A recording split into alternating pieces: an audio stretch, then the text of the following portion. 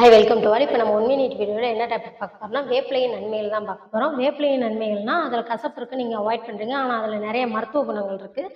அதை பற்றி தான் நான் இப்போ உங்களுக்கு பேச போகிறேன். இப்போ வேப்பிலை இலையோ இல்லை கொழுந்தோ சாறோ நம்ம எடுத்துக்கிறதுனால நம்ம குடல் புண்ணை ஆற்றி கொடுக்கும்.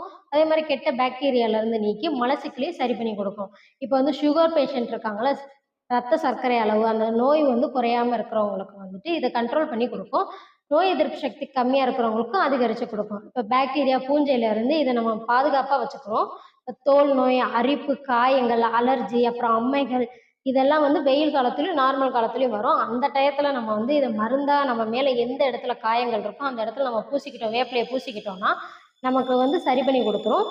இப்போ இது வந்து வெயிட் லாஸ் பண்ணவும் சரி, வெயிட் கூடவும் சரி ரொம்ப ஹெல்ப்ஃபுல்லாக இருக்கும். ஏன்னா நம்ம வயிற்றுல குழந்தைங்களுக்கும் சரி பெரியவங்களுக்கும் சரி பூச்சின்னு சொல்லுவோம், வயிற்று பூச்சின்னு சொல்லுவோம். அதை கொல்றதுக்கு இந்த வேப்பில தான் ரொம்ப பெரிய மருந்தாக இருக்குது. அதை நம்ம எடுத்துக்கிட்டோம்னா நம்ம வெயிட் லாஸும் பண்ணலாம், வெயிட் கூடவும் செய்யலாம். அதே மாதிரி வேப்பில மரத்தில் பார்த்தீங்கன்னா இலை இருக்குது, பூ இருக்குது, பழம் இருக்குது, வேர் இருக்குது, விதை இருக்குது, இவ்வளோ இருக்குது. இது எல்லாமே நமக்கு வந்து மருத்துவ குணத்தை தான் கொடுக்குதே தவிர எந்த ஒரு விஷமும் கிடையாது, எந்த ஒரு நெகட்டிவும் கிடையாது. ஸோ இது வந்து நமக்கு உரியது. நான் ஃபுல்லாக வந்து நல்லது தான், உடம்புக்கும் நல்லது, மனசுக்கும் நல்லது.